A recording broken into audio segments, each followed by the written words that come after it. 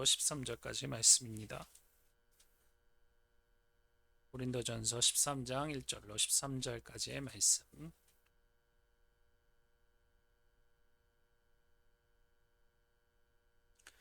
다 같이 교독하도록 하겠습니다. 내가 사람의 방언과 천사의 말을 할지라도 사랑이 없으면 소리 나는 구리와 울리는 꽹과리가 되고,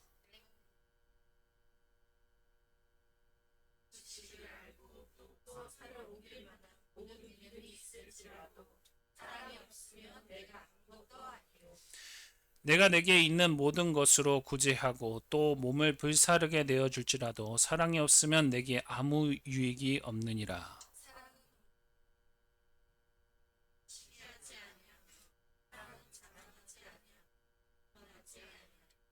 무례히 행하지 아니하며 자기의 유익을 구하지 아니하며 성내지 아니하며 악한 것을 생각하지 아니하며 모든 것을 참으며 모든 것을 믿으며 모든 것을 바라며 모든 것을 견디느니라.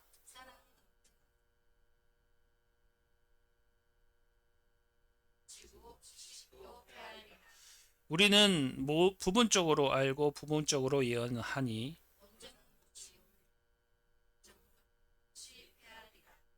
내가 어렸을 때는 말하는 것이 어린아이와 같고 깨닫는 것이 어린아이와 같고 생각하는 것이 어린아이와 같다가 장한성한 사람이 되어서는 어린아이의 일을 버렸노라.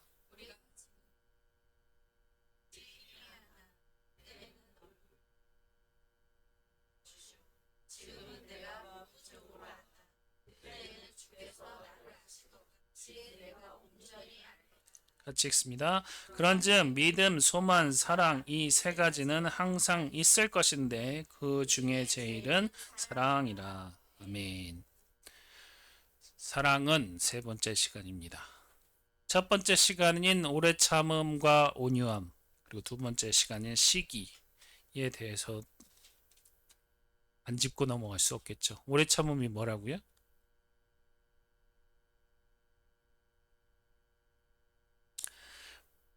오래 참으면 화를 내는 걸 찾는 게 아니라 사람을 포기하지 않고 끝까지 붙드는 것이에요. 그리고 온유함은 약한 것이 아니라 힘이 있는데도 그 힘을 절제하는 것입니다. 그 힘을 통해서 도리어 사람을 살리는 거예요. 세 번째 시기는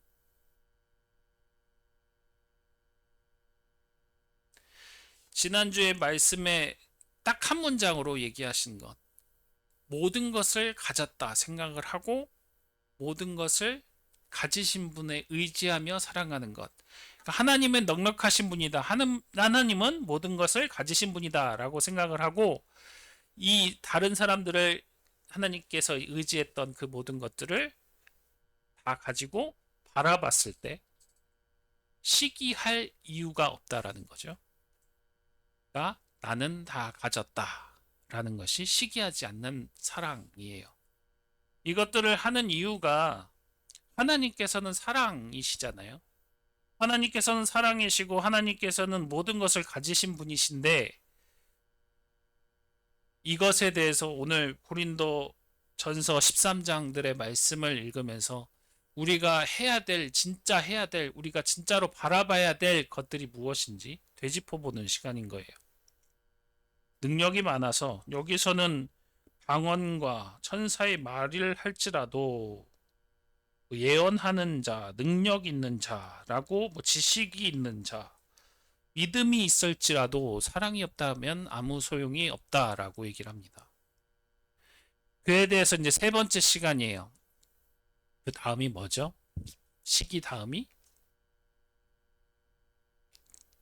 자랑하지 아니하고 교만하지 아니한다. 근데 그 사실상 길게 얘기할 필요 없어요. 사랑과 교만하지 아니하시는 하나님 하면 떠오르는 게 누가 계실까요? 단 한 분밖에 없어요. 저 같은 경우는 예수님.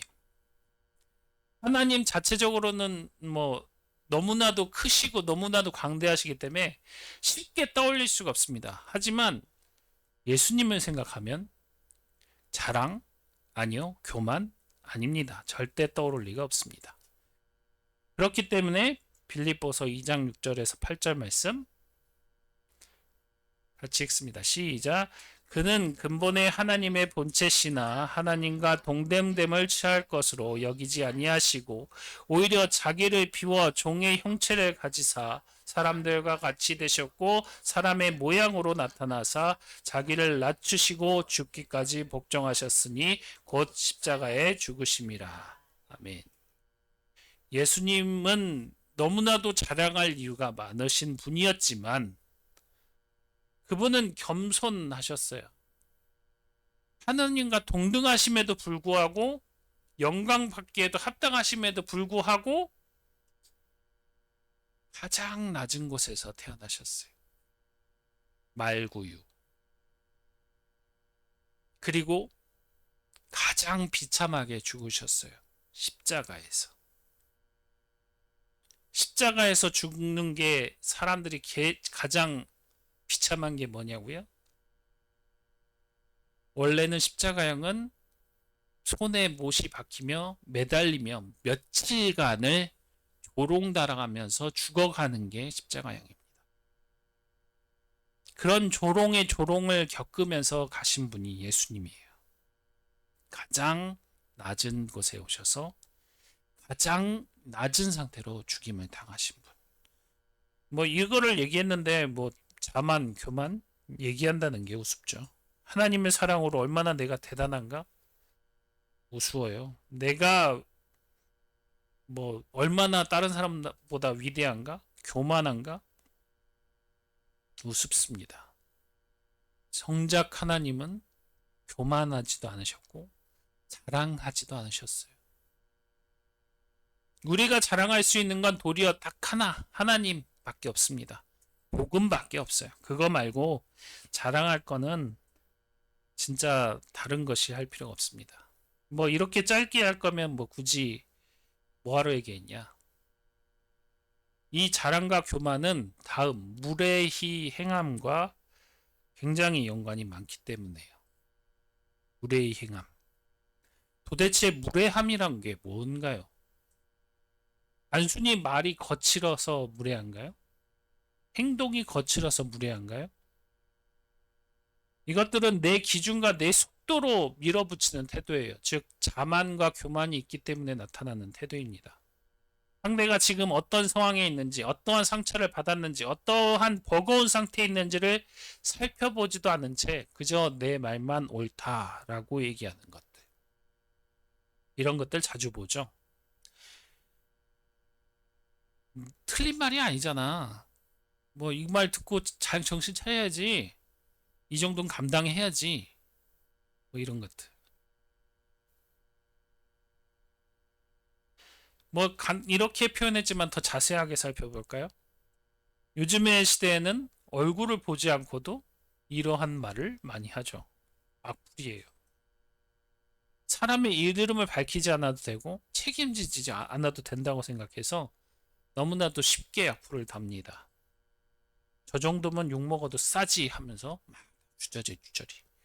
팩트를 말했을 뿐인데 라고 하면서 주저리. 그 팩트가 맞는 건지 틀린 건지 확인도 안 되고 내 말이 틀린 건 아니잖아 라고 하면서 얘기하는 것. 사실상 그런 말들이 진실일 순 있어요. 하지만 그 진실이 어떠한 환경에서 나타났는지에 대해선 관심도 일도 없습니다. 사랑 없이 말해도 된다는 것은 아니에요. 예수님은 진리를 항상 정확하게 알고 계시지만 상처난 사람을 향해 진실을 그렇게 던지듯 말하지 않으셨어요. 마태복음 12장 20절 말씀. 시작. 깍대를 꺾지 아니하며 꺼져가는 심지를 끄지 아니하시기 심판하여 여길 때까지 하니니. 누군가의 실수를, 누군가의 연약함을 꺾질 않으신 거예요. 몰려간 비난 속에서 상한 갈대를 꺾는 모습을 보이지 않으셨다는 거예요. 오히려 옳은 말씀을 통해서 그 사람을 먼저 보고 심판하여 이길 때까지, 그 예수 그리스도의 참된 이김이 있을 때까지 돌봐야 한다는 겁니다.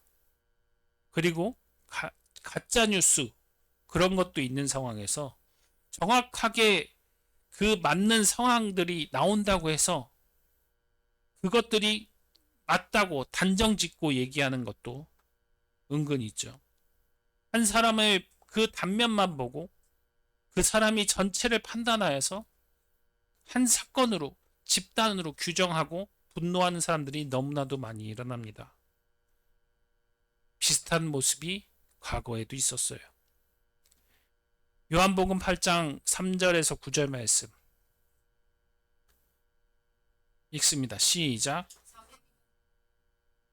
음행 중에 잡힌 여자를 끌고 와서 가운데 세우고 예수께서 말하되, 선생이여, 이 여자가 간음하다가 현장에서 잡혔나이다.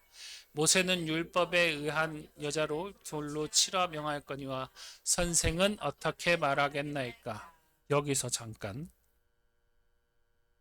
서기관들과 바리새인들의 한 사람을 끌어와서 율법적으로 맞다 틀리다 라고 얘기하면서 예수님에게 물어보는 것이죠. 율법은 이런데 당신은 어떻게 하겠습니까? 물론 말로는 선생이라고 얘기하지만 라보니오, 랍비라 얘기하겠지만 저기선 조롱이 담겨져 있었습니다. 그리고 예수님께서는 이렇게 얘기하셨죠. 다음 말씀 시작. 그들이 이렇게 말하면 고발할 조건이 없고자 하여 예수를 시험에 함이러라.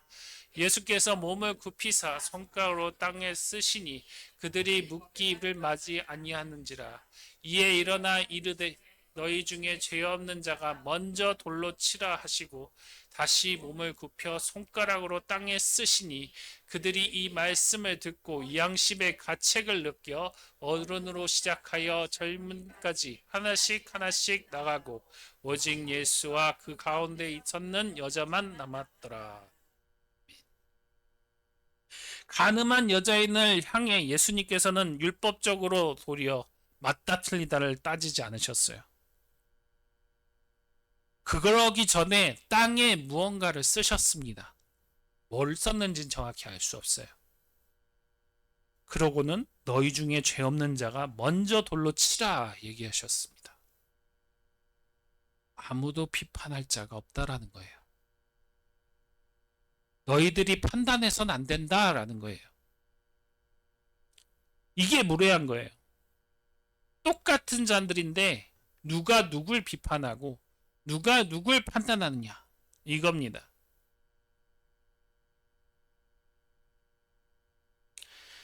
사랑은 도리어 그녀를 감싸주시는 예수님을 통해서 볼 수 있었습니다.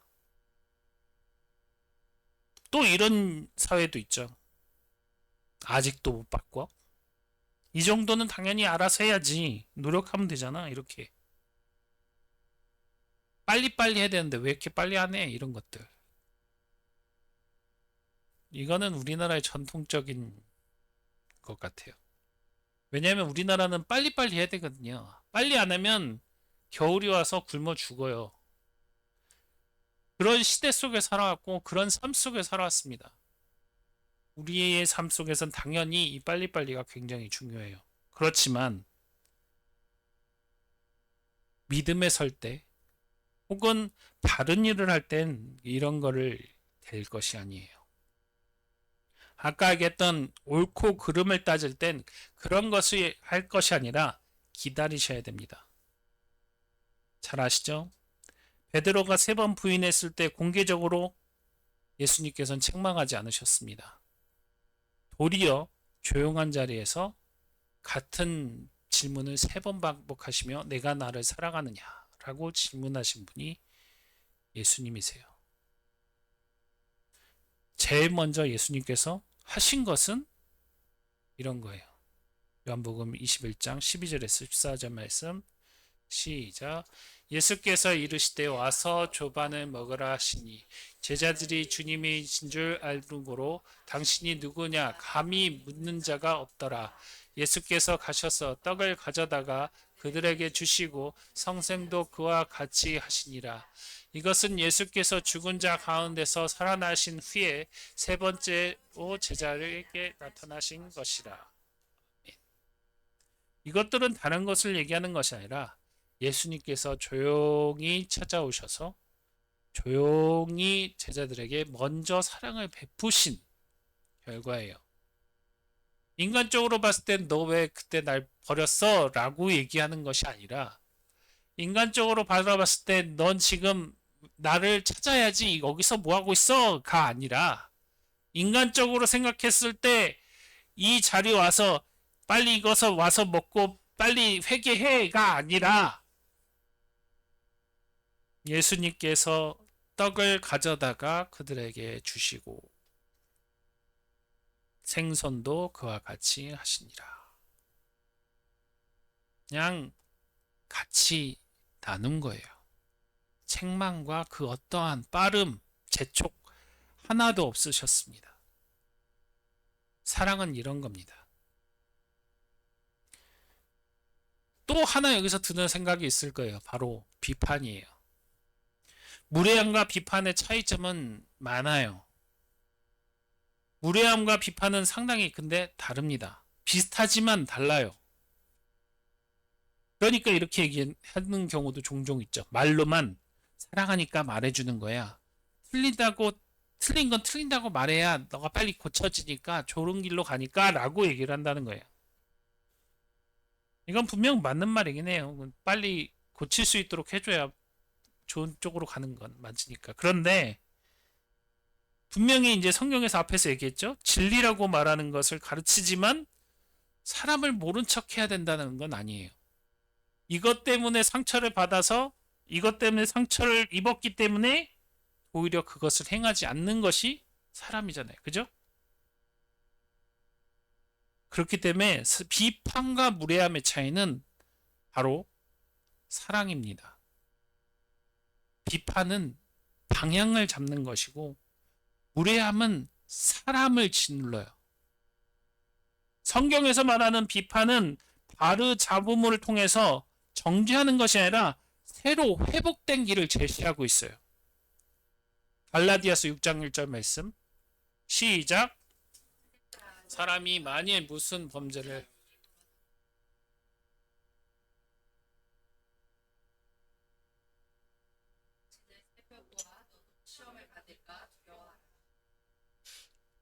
다른 것도 아니고 온유한 심령으로 래요. 비판은 너는 왜 이 모양이냐가 아니라 너는 이 길로 가면 살 수 있어 라는 거예요. 반면 무례함은 너 이거 잘못했으니까 빨리 고쳐 라고만 하는 거죠.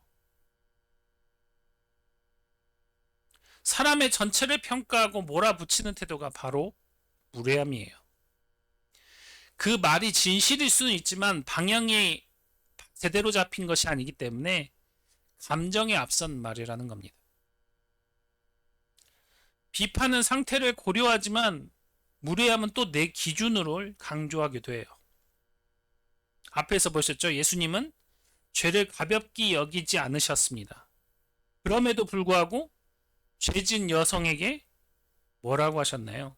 간음을 잡힌 여자에게 너 죄 없어 이렇게 얘기하지 않으시고 다시 죄를 짓지 말라고 얘기를 하시죠. 회개하고 다시 죄를 짓지 말라. 돌을 들고 서 있는 그 사람들은 비판하기에 서 있는 것이고 예수님은 그를 위한 살기 위한 비판이고 그 앞에 사람들은 무례를 행한 거예요. 이 사람이 지금 이 말을 감당할 수 있는가? 이 말의 문의 회복문이 여는가? 닫아버리는가? 그런 것들이에요. 무례함에 무릎은 없습니다. 그냥 내가 편하려고 하는 것이지. 맞는 말이니까 이렇게 빨리 해. 이 말이 맞으니까 내가 들어야 돼. 이것이고요. 비판은 함께 서는 말이고 무례함은 그 위에 서는 말이에요. 함께 선다. 동등한 자로서의 함께 선다라는 거예요. 무례함은 너를 찍어 누르기 위해서 하는 얘기야. 라는 거예요. 나도 정죄하지 않는다. 나와 함께 가자. 같이 가자가 비판적인 거고, 너 이거 틀렸으니까 너 이거 제대로 해야지. 그래야지 사람이 되지. 이런 식으로 얘기하는 게 무례함입니다. 이 말은 듣는 사람을 바뀌기보다는 방어하게 만들고 닫게 만들죠. 예수님은 비판하셨지만 무례를 행치는 않으셨어요. 예수님께서 분명히 죄를 지적하신 분이시지만 그렇다고 단 한 번도 사람을 짓밟은 적이 없으셔요. 베드로를 공개적으로 들춰서 도마의 의심을 한 번도 내세워서 비판하거나 무례히 행하지 않으셨다는 거예요. 오히려 따뜻하게 감싸주셨지. 예수님은 틀린 것을 바로잡긴 하셨지만 사람을 부러뜨리진 않으셨습니다. 이것이 오늘 고린도전서 13장에서 얘기하는 무례히 행치 아니하며의 사랑입니다. 그렇다면 우리는 어떻게 행해야 될까요? 스스로에게 먼저 물어보셔요. 이 말은 회복을 향하고 있는가? 아니면 이 상태를 고려하고 있는가? 이 말을 함께 가자는 말인가? 밀어내자는 말인가? 진리는 항상 옆에 두고 이 사람에게 사랑을 먼저 얘기해야 되는가?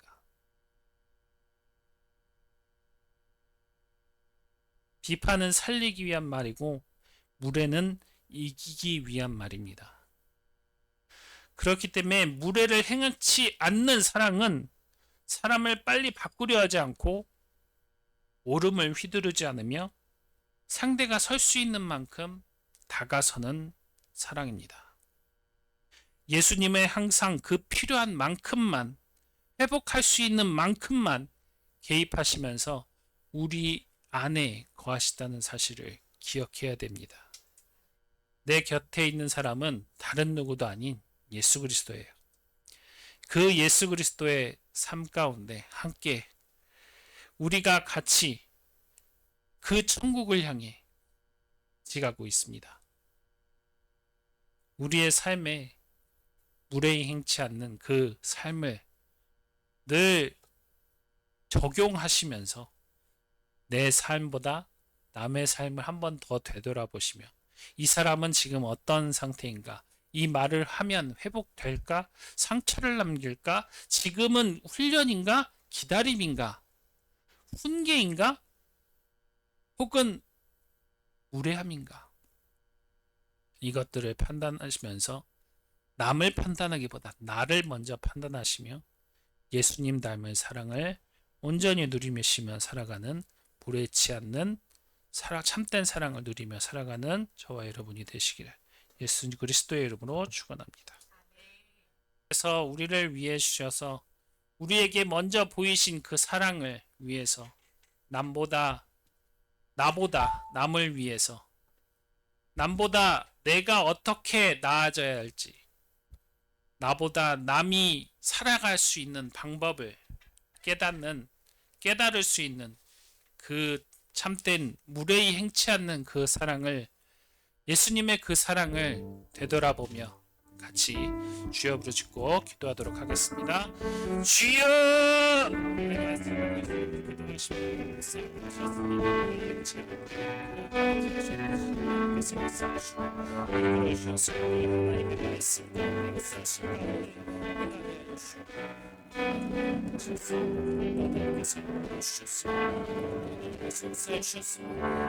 남에게 더 생각하며